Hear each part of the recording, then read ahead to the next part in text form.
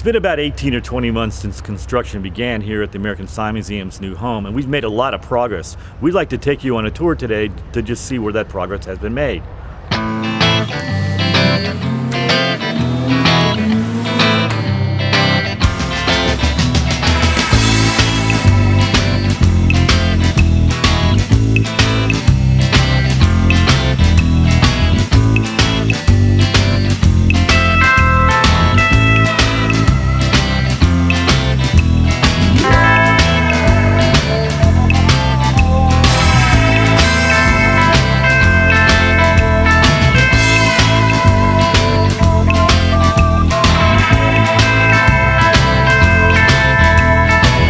There were wood rafters across here, and they weren't to code.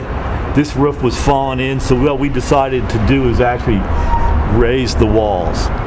Okay, and then we're going to have a 11-foot clearance. This I-beam will be gone. The rafters are going to stretch all the way across one span and not have any post in the middle, which is going to that'll be great. Be a lot better. I mean, this is where everything starts to bring the signs in, and if we can't get the signs in, we've got a major problem. One of the important parts of Phase 2 construction was completion of the restoration shop. It's not only is a place that we restore signs that will end up on the museum floor, but we can actually bring the press here and show them the signs that we're restoring, show them a floor plan, show them some of the renderings of what the museum is actually going to look like. It's really important in creating this experience to have a multiplicity of scales, from the smallest things he has, sort of sign painter tools, to the enormous McDonald's signs and the large genie. So I think one of the biggest changes is we're going to be able to get the big signs in. Signs on Main Street is going to have 2.5 blocks of a town square. The purpose of the town square is to feature some of those important American icons, such as the Speedy McDonald's sign. This is the bottom half of the section. We've got a couple more over here, but what we're going to do is pour the floor, pour the footers for the big signs, and install the big signs right away, even before we actually start construction of the storefronts. Because once we start building the storefronts, it's going to get crowded in here, so we've got to put the big signs in place first.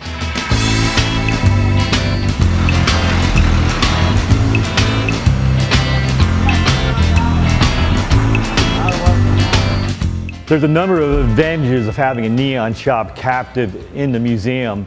One is the obvious things is that the neon shop is doing our repair work, and actually one of the owners of the neon shop is actually restoring a lot of the signs for us besides doing the neon repair. But probably the best part about it is that I'm always getting questions about how you make neon. I try to explain to people in words, but it just kind of defies description by words. People come to the museum now, they'll actually be able to look through the windows and watch them bend glass. I don't know exactly how that's going to be done yet. I'm probably going to offer a little explanation of what they're doing as they're bending the glass. It would be really neat if we had like a microphone in there where the guy bending the glass is talking. You can hear it out here. The only trouble is that when you're bending a neon tubing, you've got a rubber hose in your mouth attached to the tube. So it's going to be hard. You almost need a second person talking. So I mean, I just happen to know that, and so I think that I may be offering a simple explanation. And if they want to hang there and watch a little bit longer. But that's one of the intentions, as you're implying, is to offer people who come to the museum a look at actually how neon is bent. This is the main area of the museum. You can see the 28-foot ceilings. This section running down the middle, this is where we're constructing the signs on Main Street, actually building three-dimensional storefronts.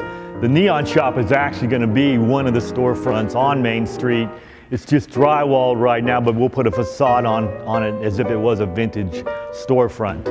You can see these banners here are posterizations of actual classic storefronts. It's supposed to look like an old downtown area, where there's a mix of architecture, might be 1910 building next to a 1950 building, et cetera, et cetera. We've done the banners in grayscale We're actually, what we're doing right now is we're printing the signs in 4-color on foam core, and we're gonna mount these on the banners. Now the whole idea is the banners is when we bring the press here, when we bring donors here, what we want to do is give them an idea, a visualization of what signs on Main Street are going to look like. These are just posterizations, banners, but these will become 3-dimensional storefronts that are 5 feet deep, much like what we've done up at Essex Studios, but in a greatly expanded capacity. And part of what works well in the museum, and you can see it when you look at the current one, is all of the overlapping, you know, the sort of visual chaos that emerges for it. And in the end, it all comes together, but we're going to have even more of that by being able to increase the range of the scale. The area here, this is going to be the reception area of the museum. It's just off Signs on Main Street area. One of the things that we did is we took down a mail pouch barn in Lanesville, Indiana, went inside the barn, numbered the boards from the inside in order so that when we took the barn down board by board, that we could put them back up in the right order. This is kind of a neat graphic to have in the reception area. Let's say if we're doing a seminar or a wedding reception or whatever, we don't want a really strong graphic up there. Like if you had a flashing neon sign or something, that'd be a little bit too much. We wanted to put a mail pouch barn up here. What sign museum would be worth its salt without a mail pouch barn? So it was a great place to put it up there. It's a nice graphic. It's not too strong. It's got just the right patina to it. So it fit just perfectly here in the reception area.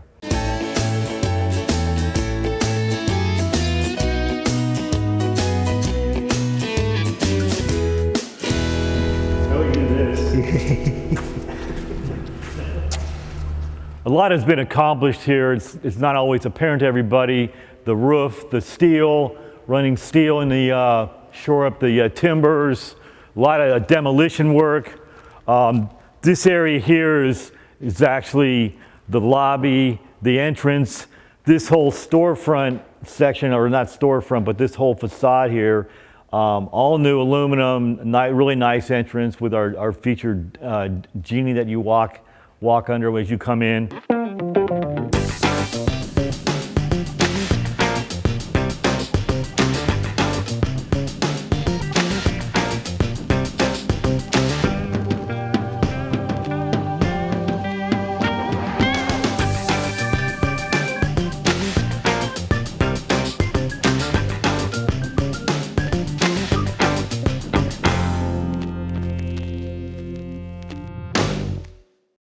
With all the construction that we've accomplished so far, including the outside of the building, the rebuilding of the walls, et cetera, one of the coolest things that I think is the reinstallation of our genie up on 12-foot poles. People are going to come to the museum. They're going to walk in. They're going to walk between his legs and then right through our new entrance. It's just going to be a really fun place.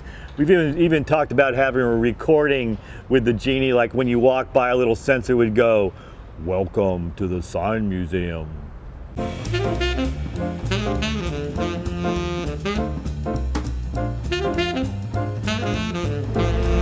As you can see, we've made a lot of progress. We got a long way to go still. It's an ongoing project. We can use your help.